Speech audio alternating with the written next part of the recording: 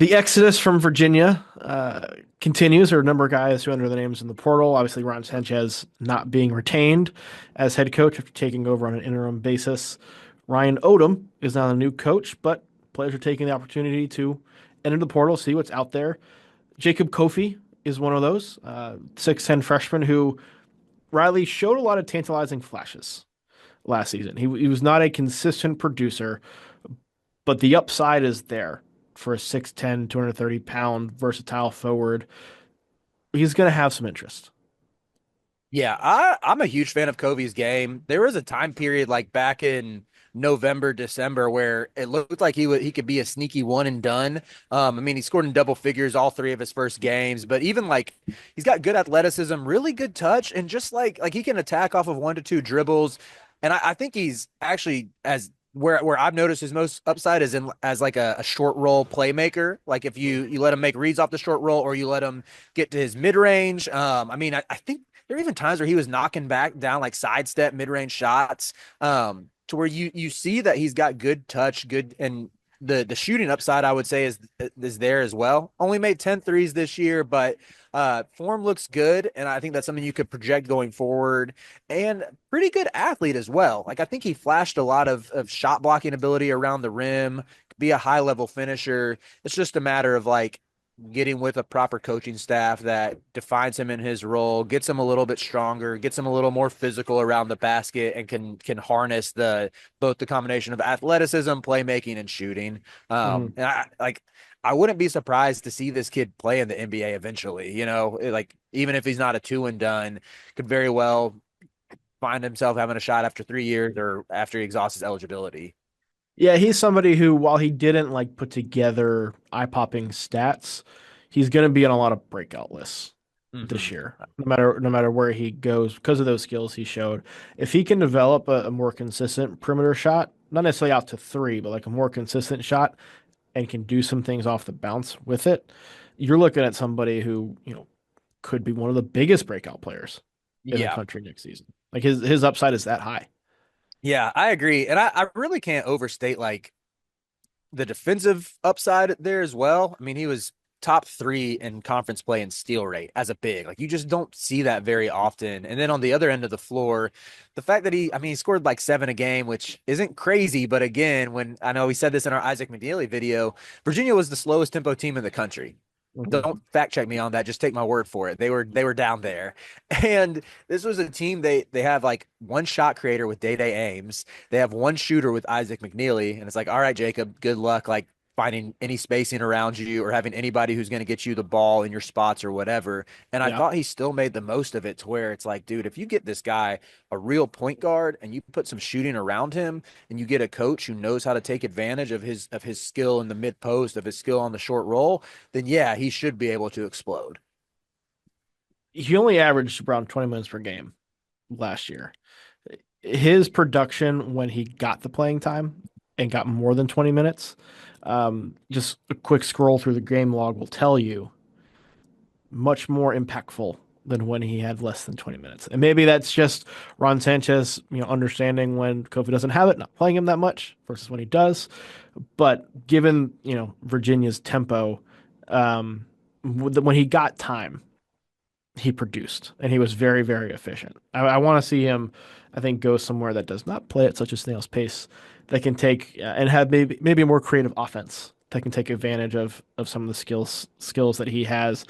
It's going to make him appealing to a large number of teams as well. He's considering a return to Virginia. He has not released a list yet, other than he is considering a return to Virginia. Virginia is still in his social media bios, so he hasn't like completely scrubbed Virginia yet. But what kind of schools would you think would be interested in him? I mean, it's tough to not hypothesize him returning home to the West Coast. I mean, obviously, I would love to see him go play for Mark Few. I think that would probably be the best for his development. It's a coach who Mm, knows how to use bigs. I think I mean, who always has a deep group of guards who like he always finds a good point guard who's going to get him the ball in the right spots and everything. But I believe Graham Ike is coming back to where maybe that's not the most appealing unless you want to. You could sell me on like a 4 or 5 pairing of Kofi yeah, and Ike pretty easily. I think that would be a absolutely. lot of fun. I mean, you could put him in an Anton Watson type role Mm-hmm. almost. Ooh, that's a great comp, Ralph. And that worked really well. He's the Washington State Player of the Year his last year, high school last year. Um, I would think Washington would be in the mix as well because Washington just needs talent across the board. You know, they just threw a bunch of money at Great Osibor. You can throw a bunch of money at Kofi too and have him do some similar things if you wanted to. It would not surprise me if some of the maybe not like blue blood schools or top 10, top 15 schools, but that like second tier got What if involved here. what if you put him in at Oregon in a Nate Biddle type role?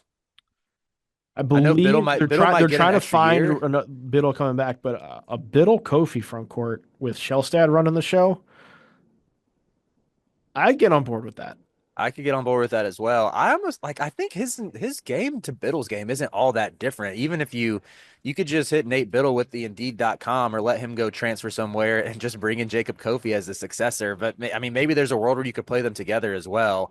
Because Would I you, guess yeah, sorry, go ahead. would you want him more at a school that needs like a traditional big man, like to play the five, or would you want him to, or think his fits better at a school where maybe he maybe plays the five, but on a more five out system, or play the four next to a more traditional five who can handle more of the internal stuff? Which role do you think best suits him? That's a good question. I think I would probably lean towards a role where he like can play the five, probably like splits time between the five and the four. To where maybe that would be like if you pair him with Biddle at Oregon or something, or pair him with Ike at Gonzaga, where whenever Ike gets in foul trouble, you slide Kofi down at the five and there's no drop off. That could work out pretty well, I think.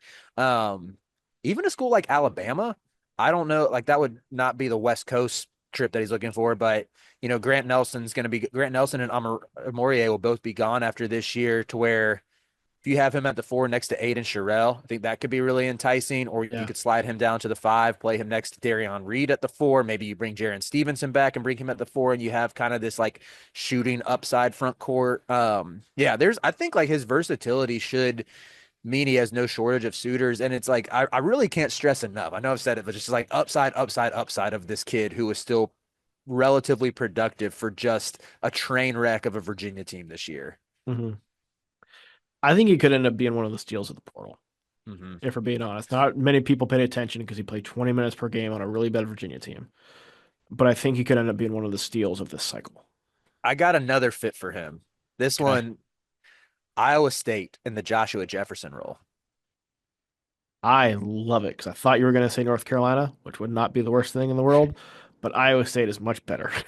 Joshua Jefferson was similar West Coast kid, Yeah. steal of the portal type, does a lot of playmaking for them. And I think, granted, Kofi is not where Jefferson is as a passer. Um, he might not be able to get there. I think Jefferson is truly a special passer, but like maybe Otts can develop him some in that area, and you know that like there's gonna be probably five physical bigs who just like go through the rotation, who do all the banging and the rebounding, and allow they would allow Kofi to shine as like a weak side shot blocker.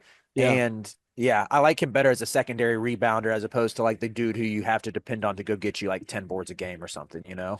Yeah, I don't know if he'll be that on the glass or be the true like rim protector, but I think we saw his ability to be a reliable plus defender more so than rim protector. If you add some of the more scoring duties onto him and kind of more playmaking responsibilities, I think he can handle that. Mhm.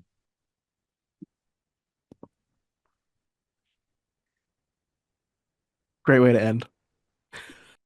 It is March, and that means that March Madness is upon us. And if you are looking for a place to play, Underdog Fantasy has you covered. Sign up and deposit using code SLEEPERS, that's code SLEEPERS, to receive up to $1,000 in bonus credit plus a free pick. Head over to Underdog Fantasy today and use promo code SLEEPERS to take advantage of this amazing offer.